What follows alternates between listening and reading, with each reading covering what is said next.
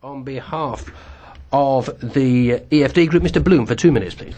Well, President, Commissioner, Mr. Draghi, I'm always impressed by your totally non-compromising support of the euro, doomed, of course, though we all now know it to be. It appeals to this certain Englishman. There's a sort of Shakespearean quality, I have to say, Lear-like. It puts me in mind of his great speech, "He shall do such great deeds, he knows not yet what they are, but they shall be the terrors of the earth." Can I make a plea for my friends and their families in Cyprus? A microbrewer who had his savings in a bank to start a microbrewing company, not a rich man at all, but of course it was more than €100,000 because it was his life savings. A retired British Army officer whose life savings have all but now disappeared in the great Cypriot bank heist.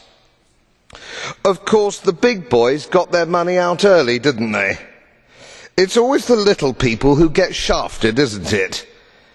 I'm not totally convinced that you really care about them.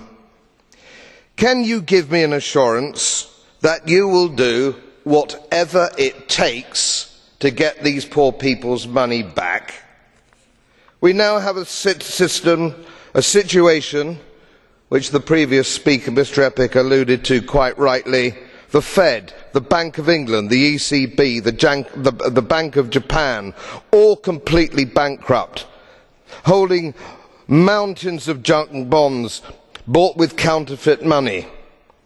Let's all blame the retail banks, but it's the central banks where the cancer starts. Politicians, bankers and lackey bureaucrats should be arraigned at an international financial tribunal in The Hague in the same way as war criminals.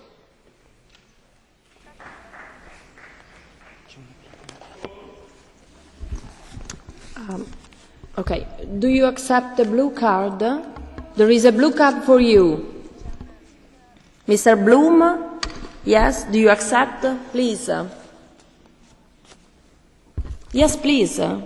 Mr. Goebbels. Madame la Présidente, Madam President, Mr. Bloom l'euro et la banque has just unloaded his bile against the euro and the central bank. He says that the euro is doomed.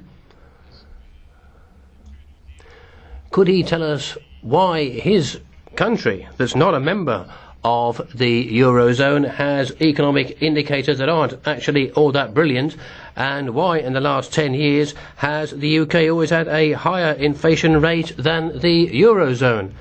Is the EC bank jet policy actually as bad as he seems to think? Let me assure you that United Kingdom politicians and central bankers are no less stupid than the people out here or the people in Washington.